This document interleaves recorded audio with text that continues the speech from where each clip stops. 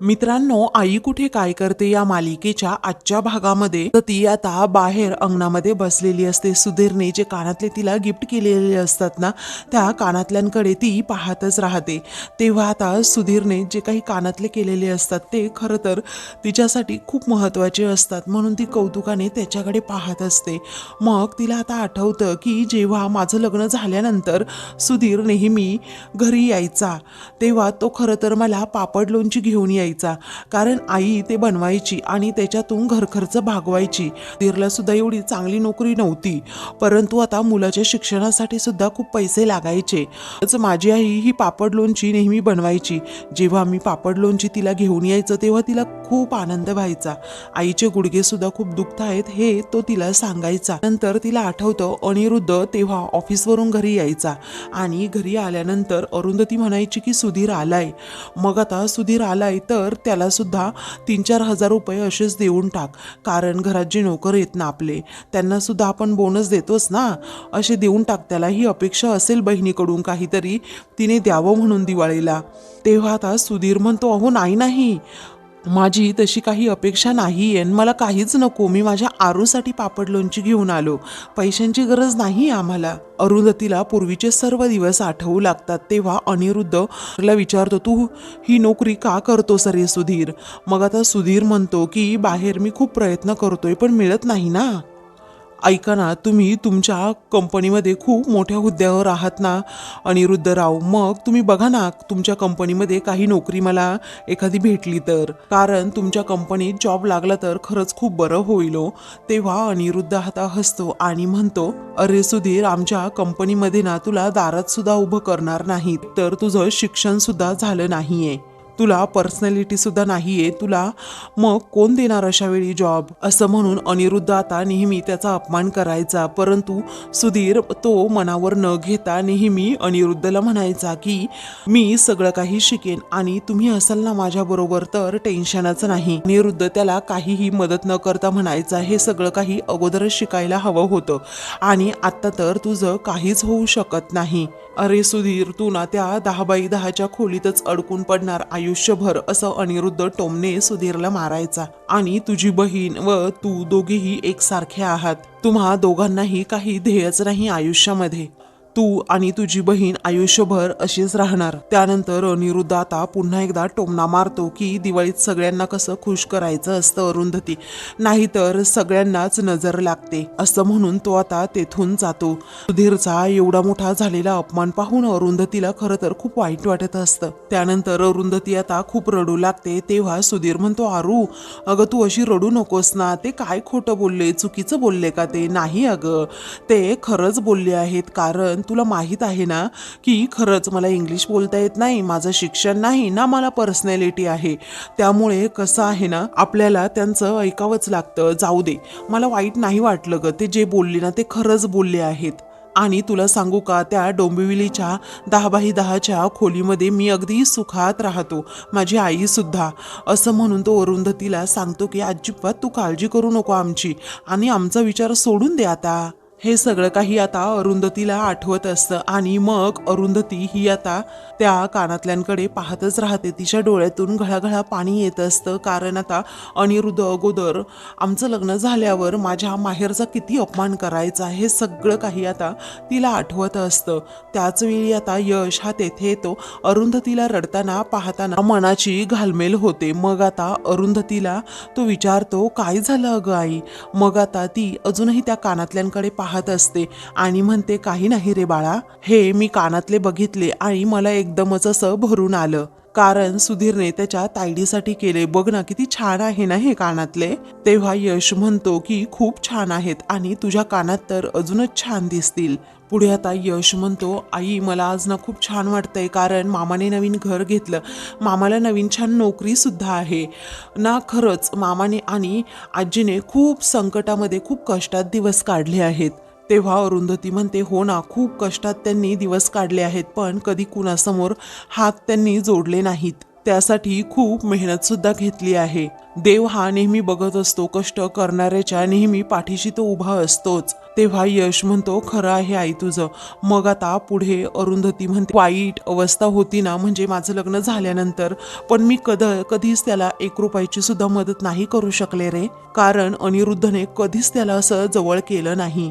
सतत त्याला गरीब असं म्हणायचे, त्याचबरोबर त्याला हिणवायचे, त्याच्या गरिबीवरून त्याला टोमणे मारायचे आणि त्याला नेहमी म्हणायचे, तू तुझ्या 10x10च्या खोलीतून कधीच बाहेर पडू शकणारच नाही सुधीर. तेव्हा ते सुधीरचा अपमान करायचे ना, तेव्हा मी सुद्धा काही बोलू शकायची नाही, कारण मीच अनिरुद्धांवर अवलंबून होते. त्यामुळे माझा बोलण्याचा तसा काही हक्क नव्हताच. तुला सांगू यश, मला नेहमी असं वाटायचं आपण काहीतरी बोललो आणि यांनी जर आपल्याला घरातून हाकलून दिलं तर सगळं काही संपेल. म्हणून सुधीरचा अपमान माझ्या डोळ्यासमोर होत असताना मी अगदी गप्प बसायचे. त्यात तुम्ही सर्वजण लहान होतात, मग तुम्हाला घेऊन तरी मी कुठे गेले असते, काय केलं असतं. त्यामुळे मूग गिळून नेहमी गप्प बसावं लागायचं. मला अजिबात सुधीरचा अपमान सहन होत नव्हता. शेवटी मी त्याला म्हणायचे, अरे बाबा, तू माझ्या घरी येऊच भेटायला आणि आईला भेटायला डोंबिवलीला येते म्हणून. आणि हे सगळं आठवलं ना की जाणवतं रे की आशुतोष किती देवमाणूस होते. त्यांनी सुधीरला प्रेमाने जवळ केलं, त्याला नोकरी दिली आणि बरोबरीने वागवलं. त्याच्यामध्ये असणारे सर्व गुण ओळखले आणि त्याला नोकरी सुद्धा दिली. आणि बघ ना यश, आज त्याचं घर झालंय. तुला माहितीये का, नितीन मला सांगत होते की त्याच्या हाताखाली 10-12 जण कामासाठी आहेत. मला एवढा अभिमान वाटतो ना त्याचा. आणि आज आशुतोष असते तर त्यांना खरंच खूप आनंद झाला असता. म्हणून आता अरुंधतीच्या डोळ्यातून पाणी येतं, कारण तिला आशूची आज खूप आठवण येत असते. तेव्हा यश म्हणतो, असंच असतं अगं आई नेहमी. त्यावेळी बाबा एवढे मामाला बोलायचे, पण आज मामा कुठच्या कुठे जाऊन पोहोचला आणि त्याचबरोबर बाबांची काय अवस्था आहे तूच बघ. आहे काय त्यांच्याकडे, सांग ना तूच, असं आता यश म्हणतो. मग आता अरुंधती म्हणते, एवढं चांगलं व्यक्तिमत्व आहे, पर्सनॅलिटी आहे, त्याचबरोबर फाडफाड इंग्लिश बोलता येतं, त्याचबरोबर शिक्षण आहे, पण आज दारात तरी उभं करतंय का त्यांना कोणी. तेव्हा यश म्हणतो, पण बोलू नये, पण बाबांना ना त्यांचा माज नडला, बाकी काही नाही. तेव्हा अरुंधती म्हणते की पैशांचा त्यांना खरंच खूप माज होता आणि ज्यांच्याकडे पैसा नव्हता ना त्यांना ते नेहमीच कमी लेखायचे. पण लक्ष्मी खूप चंचल असते रे, आज इथे आहे तर उद्या कुठे असेल ना ते माहीत पण नाही. इतरांना हिणवून त्यांनी तरी काय मिळवलंय. आज ना त्यांच्याकडे पैसा आहे ना नोकरी आहे आणि आपली माणसं सुद्धा नाही येत, सगळी काही त्यांच्या कर्माचीच फळं. आता एवढं सगळं गमवलंय तरीही माझ्यावरचा राग काही अजून जात नाही. तेव्हा यश म्हणतो, तू नको त्यांच्याकडे लक्ष देऊ आई. आता अरुंधती म्हणते, मला नितीनला भेटायचं एक महत्वाचं काम आहे. नितीन सर आज आले होते, मग तू का नाही बोललीस त्यांच्याबरोबर, असं यश विचारतो. तेव्हा अरुंधती म्हणते, जरा पर्सनल आहे. तेव्हा कोणतं काम आहे असं आता अरुंधतीला यश विचारतो. अरुंधती आता त्याला सांगू लागते. ते ऐकून आता यश देखील अरुंधतीकडे पाहतच राहतो. दुसऱ्या दिवशी ईशा आणि अनिश हे दोघेही एकमेकांना भेटलेले असतात. तेव्हा अनिश विचारतो, ईशा ऐक ना गं, मी तुला काय म्हणतोय, जर आत्ता तुला असं वाटतंय की तू चुकली आहेस आणि उद्या पुढे जाऊन जर तुला असं चुकीची नाहीये, मीच चुकलोय, तर मग काय करायचं. अगं आत्ता तू माझ्या समोर बसून माफी मागतेस, उद्या जर आपण एकत्र आलो आणि तुला पुन्हा काही खटकलं तर मग काय करायचं. तू पुन्हा माझ्याशी भांडून निघून जाशील, मग मी काय करायचं तूच सांग बरं. तेव्हा आता ईशा म्हणते, अनिश प्लीज बिलीव्ह मी, अरे मी पुन्हा असं कधीच काही करणार नाही, मी पूर्ण विचार करून हा निर्णय घेतलाय. अनिश म्हणतो, हे तू आत्ता म्हणतीये, पण ईशा माझ्यामध्ये अजिबात एवढे पेशन्स नाहीयेत. अगं माझ्यावर म्युझिक स्कूलची जबाबदारी आहे आणि मला आयुष्यात खूप काही करायचंय. आत्ता या पॉइंटला मला माझ्या करिअरवर फोकस करणं खूप महत्वाचं आहे, कारण आयुष्यातली अशी वर्ष वाया जात राहिली ना तर सगळं काही अवघड होऊन बसेल. काही एकत्र मॅनेज करणं माझ्यासाठी खूपच कठीण होऊन बसेल. तेव्हा ईशा आता शांतपणे म्हणते, मी तुला सपोर्ट करेन ना, मी अजिबात तुला त्रास नाही देणार. तेव्हा अनिश म्हणतो, आपला डिवोर्स झालाय ऑलरेडी, मला पुन्हा त्या सिच्युएशन मधून नाही जायचंय ईशा. अगं खूप मानसिक त्रास होतो, माझं दुसऱ्या कोणत्याच गोष्टीवर लक्ष लागत नाही. तेव्हा ईशा आता त्याला म्हणते की, अनिश मला खरं खरं सांग, तुझ्या आयुष्यात दुसरं कोणी आलंय का रे. मग आता अनिश म्हणतो, तसं काही नाहीये ईशा, आता मलाच या सगळ्यामध्ये पडायचं नाहीये, तू चुकीचं समजू नको ग. जेन्युइनली मला सॉरी म्हणत असशील आणि ते आहेच मला समजते, पण मला त्या सगळ्या ट्रॉमामध्ये पुन्हा जायचं नाहीये. मला माझ्या करिअरवर फोकस करायचंय, आजीची काळजी घ्यायची आहे, तिच्याशिवाय आणि माझ्याशिवाय तिला दुसरं कुणीच नाहीये. तेव्हा आता ईशा अनिशचा हात पकडते आणि म्हणते, अनिश ऐक ना, आपण दोघे मिळून आजीची काळजी घेऊयात ना. मी त्यांना आयुष्यात कधीही काही कमी पडू देणार नाही. तक्रारीची एक संधी तुला आणि त्यांना कधीही देणार नाही. मी काहीही एक्सपेक्ट न करता मी त्यांची सेवा करेन. तेव्हा सेवा करायची नाहीये, तिला जेव्हा वाटेल ना तेव्हा तू तिथे असणं गरजेचं आहे. मग आता ईशा म्हणते, मी कायमच आजी बरोबर असेन. अरे तुला कंप्लेंट करण्याची संधीच देणार नाही. हे बघ, आपण दोघांनी त्यांची काळजी घेतली ना तर काही प्रॉब्लेमच येणार नाही, आणि मी असताना तर काळजी करण्याची काही गरजच नाही. तुला इंदोरला जायचंय का? काही हरकत नाही, मी तुझ्याबरोबर तिकडे सुद्धा यायला तयार आहे. तू म्हणशील ना ते मी करेल, पण मला माझ्या आयुष्यामध्ये तू हवा आहेस अनिश, मी तुझ्याशिवाय नाही जगू शकत, असं म्हणून ती आता त्याला सारखी सारखी बोलत असते. पण अनिशचा आता ईशा बरोबर राहण्यासाठी नकारच असतो. त्यानंतर आता तो तिच्या हातावर हात ठेवतो आणि म्हणतो, ईशा मी तुझ्यावर खूप प्रेम केलंय ग, अगदी मनापासून. मी आता कुठे या सगळ्यामधून बाहेर पडतोय. तू ईशा प्लीज मला समजून घे ना. तेव्हा ईशा आता त्याच्या हातातून हात काढून घेते, कारण आता कितीही फोर्स करून अनिश नाहीच म्हणत असतो. इकडे आता अरुंधती ही कांचनला म्हणते, आई बघता बघता दिवाळी सुद्धा संपली, आता तुळशीचं लग्न बाकी आहे म्हणा, पण कधी करायचं ते तुळशीचं लग्न? तेव्हा कांचन म्हणते, अगं पुढच्या आठवड्यात करूयात की. तेव्हा ठीक आहे असं अरुंधती म्हणते. त्यानंतर कांचन म्हणते, अगं आपल्याला आरोहीची चोरोटी सुद्धा भरायची अरुंधती. अरुंधती म्हणते, कधी भरूयात मग? यश तितक्यात तिथे येतो आणि विचारतो, चोरोटी भरायची आहे म्हणजे नक्की काय करायचंय? तेव्हा आता कांचन सांगू लागते, चोरोटी भरायची म्हणजे अरे आपली आरोही प्रेग्नेंट आहे ना, मग 3 महिन्यांपर्यंत कुणाला सांगायचं नसतं की ही प्रेग्नेंट आहे म्हणून. 3 महिन्यानंतर कसे बाळाचे अवयव तयार व्हायला लागतात आईच्या पोटामध्ये, मग धोका सुद्धा टळतो, त्यामुळे मग सर्वांना गुड न्यूज सांगायला आपण मोकळे. तेव्हा यश म्हणतो, असं आहे का? मग चोरोटी भरायची म्हणजे चोरून चोरून भरणार का? तेव्हा कांचन म्हणते की चोरूनच भरायची असते, फक्त घरातील सर्वांसमोर. तेव्हा ठीक आहे असं यश म्हणतो. तर अनघा म्हणते, हे बघ, चोरोटी भरल्यानंतर 7 महिन्यापर्यंत कुणाला तुझी ओटी भरू द्यायची नाही आणि तू सुद्धा कोणाची ओटी भरायची नाही हा आरोही. तेव्हा आरोही हो असं म्हणते. त्यावेळी आता आरोहीची आपल्याला खरंच खूप काळजी घ्यावी लागेल असं आता कांचन म्हणते. मग आता बाळाच्या बाबांची जबाबदारी सुद्धा 3 महिन्यानंतर जास्त वाढतेच असं अरुंधती म्हणते. तेव्हा यश म्हणतो, असं आहे का? तो आता लगेच आरोहीकडे जातो आणि म्हणतो, मी तुझी सेवा करायला तयार आहे, अगदी 24 तास तुझ्या अवतीभोवती फिरायला तयार आहे, असं म्हणून त्याच्या शर्टला तिची तो ओढणी बांधतो आणि म्हणतो, झालो मी तुझा दास, आता एकदम शांत बसायचं, मी तुझी सेवा करणार. तेव्हा सर्वजण आता त्या दोघांवर हसतात. आरोही म्हणते, काय करतो यश तू हे? तो म्हणतो, काही नाही, मी तुझी सेवा करणार, सांगितलं ना तुला. त्यावेळी ठीक आहे असं आरोही म्हणते. मग आता कांचन म्हणते, राहू दे, तुझ्या बायकोची सेवा करायला ना आम्ही आहोत समर्थ, त्यामुळे तुम्ही आता कामावर निघा. तेव्हा यश म्हणतो, बघा हा, नाहीतर मी थांबायला तयार आहे 24 तास. त्यावेळी आता अरुंधती म्हणते, नाही गरज, तू जा तुझ्या कामाला. मग आता यश जायला निघतो. तेव्हा आता त्याची ती ओढणी शर्टला बांधलेली तशीच राहते. मग आता तो सर्वांना मोठ्यानेच म्हणतो, बघा बघा, आरोही मला थांबवून ठेवतीये. तेव्हा सर्वजण आता त्याच्यावर हसतात. आरोही लाजते.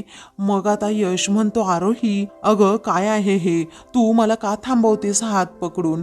कारण आजी बघती, आई बघती, अनघा आहे समोर, अगं तू पण ना आरोही, असं म्हणून आता तो तिलाच लाजवतो. तेव्हा काही काय असं आरोही म्हणते. मग आता यश म्हणतो, का ग तू सोडतच नाही मला? त्यावेळी आरोही म्हणते, गप्प बस हा यश, मी तुला कुठे धरलंय आणि तुला कुठे पकडून ठेवलंय इथे, असं म्हणून ती पटकन शर्टपासून आता तिची ओढणी सोडवून घेते. तेव्हा अरुंधती आणि कांचन या दोघांवर आता हसत असतात. तर आता अनघा ही आरोहीला म्हणते, यश भाऊजी तर तुझ्या खूपच प्रेमात आहेत ग. तेव्हा यश म्हणतो, डायरेक्ट भाऊजी, अरे वा, माझं प्रमोशन कधी झालं? मग आता अनघा म्हणते, तू बाबा होणार आहेस ना, म्हटल्यावर तुझं प्रमोशन करायला नको का? तेव्हा यश म्हणतो, मी बाबा झालो ना तरीही तुझ्यासाठी तुझा भाऊच असणार आहे, तुझा यश असणार आहे. तेव्हा आता ती म्हणते, बरं समजलं बाबा. आता तच अभि कामासाठी जायला निघतो आणि आईला व आजीला विचारतो. त्यावेळी आता अनघा म्हणते, थांब अभि 1 मिनिट. त्यानंतर अनघा आता तेथून जाते. त्यावेळी आता काय रे, आज लवकर निघालास का, असं अरुंधती अभिला विचारते.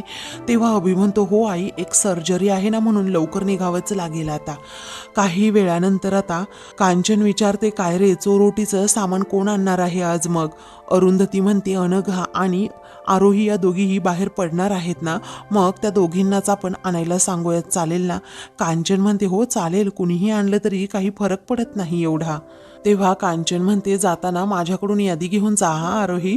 तेव्हा आरोही म्हणते, हो आजी, मग जाताना काळजी घ्यायची, अजिबात वेंदळेपणा करायचा नाही. तुझा आता 3रा महिना संपणार आहे आणि आमचा यश ना 1 नंबरचा धडपड्या आहे, पण तू सांभाळून राहा बर का, असं आता ती आरोहीला म्हणते. तेव्हा आरोही म्हणते, हो आजी चालेल. त्यानंतर अभि आता अनघाला आवाज देतो, अगं चल लवकर, मला निघायचंय. तेव्हा अनघा डबा घेऊन तेथे येते आणि म्हणते, बाहेरचं काही खाऊ नकोस, हा डबा घेऊन जा. तेव्हा तो तिला आता थँक्यू असं म्हणतो. तेव्हा अनघा म्हणते, स्वयंपाक तयार होताना म्हणून दिला, असं म्हणून ती पुन्हा आपली भाजी निवडू लागते. तेव्हा अभि येतो असं म्हणून आता तिथून जातो. तेव्हा सर्वजण अनघाकडे पाहतच राहतात. तेव्हा अरुंधती आता अनघाकडे खूप वेळ पाहते. तेव्हा आता अनघा म्हणते, ताई, इतक्या सहजासहजी मी अभिला माफ करणार नाहीये, पण मी माझ्या कर्तव्यात कधीही चूक सुद्धा करणार नाही, हा शब्द मी तुला देतीये. मला माहित आहे त्याच्यावर कामाचा खूप ताण असेल आणि डबा नाही दिला ना तर तो जेवणार सुद्धा नाही, आणि स्वयंपाक तयार होताना म्हणूनच डबा दिला. तेव्हा अरुंधती ठीक आहे असं म्हणते. कडे ईशा ही आता खूप रडत असते. मग आता अनिश म्हणतो, ईशा रडू नकोस ना ग, काही गोष्टी ना तेवढ्या पुरत्याच असतात आणि आपलं नातं सुद्धा तेवढ्या पुरतच होतं असं समज. आपलं नातं नाही पुढे जाऊ शकलं. ईशा, एखाद्या नात्याला कितीही तडा गेला ना, कितीही जोडायचा प्रयत्न केला ना, तरीही ते पुढे नाही जाऊ शकत. हे बघ ईशा, आपण चांगले नवरा बायको नाही होऊ शकलो, पण आपण चांगले मित्र होऊयात. अगं, प्रयत्न करून बघण्यामध्ये काय हरकत आहे ईशा. अगं ईशा, तुझ्या घरच्यांबरोबर, तुझ्या आईबरोबर माझे संबंध कायम चांगले राहणार आहेतच. त्यामुळे तुला कधीही गरज पडली ना तरीही मी तुझ्या कायम जवळ असेन. फक्त यापेक्षा कुठल्याही जास्त नात्यात मला अडकवू नकोस. तेव्हा ईशा आता म्हणते, ठीक आहे, मी तरी काय बोलणार, कारण मी माझ्या हातानेच हे नातं तोडलंय. सो जे काही आहे ते मला ॲक्सेप्ट करावंच लागेल. तेव्हा अनिश म्हणतो, तुला तुझी चूक समजली, तू बदलण्याचा प्रयत्न करतेस ना, हे खरंच खूप छान आहे आणि बिलीव्ह मी, मला सुद्धा खूप बरं वाटतं ईशा. पण तुला एक गोष्ट होनेस्टली सांगू का, आत्ता ना अरुंधती मॅमला तुझी खरंच खूप गरज आहे, कारण त्यांनी खूप भोगलंय ग. त्यामुळे तू इतर कुठलाही विचार न करता फक्त त्यांना आधार दे. तेव्हा ईशा म्हणते, हो, मी तिला आधार देईनच. एक मुलगी म्हणून मी तिचा हात असा घट्ट धरायला हवा होता, पण मी तसं नाही केलं. ती कायम माझी मैत्रीण बनण्याचा प्रयत्न करत होती, पण कायमच मी तिला शत्रू मानत राहिले. पण आता नाही, मी कायमच माझ्या आईच्या बाजूने उभी राहीन. तेव्हा अनिश म्हणतो, हे ऐकून ना खूप छान वाटलं ईशा. त्यानंतर आता ईशा म्हणते, अनिश एक विचारू का. मग आता तो म्हणतो, विचार की. तेव्हा ईशा म्हणते, उद्या चुकून जर दुसऱ्या कोणत्याही मुलीच्या प्रेमात अगोदर सांगशील ना तू नक्की. तेव्हा आता तो म्हणतो, ईशा अगं तू काय बोलतेस हे. मग आता ईशा म्हणते, प्लीज. तेव्हा तो आता हसतच हो असं म्हणतो. मग आता दोघीही कॉफी पिऊ लागतात. तर आता दुसरीकडे आरोही फोनवर बोलत असते आणि खूपच खुश असते, कारण तिची एक मैत्रीण येणार असते जर्मनीवरून. त्यामुळे तिचा आनंद गगनात मावेनासा होतो. ती आता लगेच म्हणते की मी तुला येईल भेटायला नक्कीच, असं म्हणून ती आता फोन ठेवते. तेवढ्यातच यश आता तेथे येतो आणि विचारतो, काय ग, काय झालं. मग आता ती म्हणते, अरे तुला माहीत आहे ना, माझी एक मैत्रीण जर्मनीवरून येणार होती, ती आली कर्जतला तिच्या बंगल्यावर. तेव्हा यश म्हणतो, पुढे काय. मग आता ती म्हणते, अरे मला तिला भेटायला जायचंय. ती म्हणतीये की माझ्या कर्जतच्या बंगल्यावरच सर्वजण भेटू, पण आता मला 3रा महिना सुरू आहे म्हटल्यावर आजी एकटीला नाही जाऊ देणार ना. यश म्हणतो, हो ते ठीक आहे, पण काहीतरी करावं तर लागेल ना, तुला जायचंय ना तिला भेटायला, मग जा की. तेव्हा ती म्हणते, पण आजी नाही जाऊ देणार ना. यश म्हणतो, बघू आपण आजीला म्हणवू. तेव्हा आरोही म्हणते की आपण दोघेही जाऊयात ना प्लीज. मग आता यश म्हणतो अगं मला कसं जमेल, काम आहे ना माझं. तेव्हा आता आरोही म्हणते बघू पण काय करायचं ते. तर आता मित्रांनो पुढील भागामध्ये यश हा अनघाला गाडीची चावी देतो आणि म्हणतो पेट्रोल फुल भरलेलं आहे, मधी कुठेही पेट्रोल भरायला थांबायचं नाही असं म्हणून आरोही आणि अनघा या दोघीही कर्जतला निघालेल्या असतात. तेव्हा आता कांचन म्हणते तू म्हटली ना अरुंधती म्हणून, नाहीतर माझी अजिबात इच्छा नव्हती त्या दोघींना तिकडे पाठवण्याची असं म्हणून आता कांचन तिथे बसायला चाललेली असते. तर संजना समोरून नेमका कॉफीचा मग आता घेऊन येते आणि दोघीही एकमेकींना धडकतात. तर तो कॉफीचा मगच आता फुटून जातो. तेव्हा कांचन आता रडत असते आणि म्हणते अनघा आणि आरोहीला थांबव. तेव्हा यश म्हणतो का काय झालं. तेव्हा कांचन म्हणते अपशकुन झाला अरे. तेव्हा यश म्हणतो असं काहीही नसतं. मग आता संजना म्हणते काच फुटणं म्हणजे अपशकुनच झाला ना. तेव्हा ती आता देवाकडे प्रार्थना करते की अनघा आणि आरोहीला सुखरूप घरी येऊ देत प्लीज. अरुंधती आता खूपच रागात संजनाकडे पाहत असते. अशाच मालिकेंचे पुढील भाग पाहण्यासाठी चॅनलला सबस्क्राईब करा.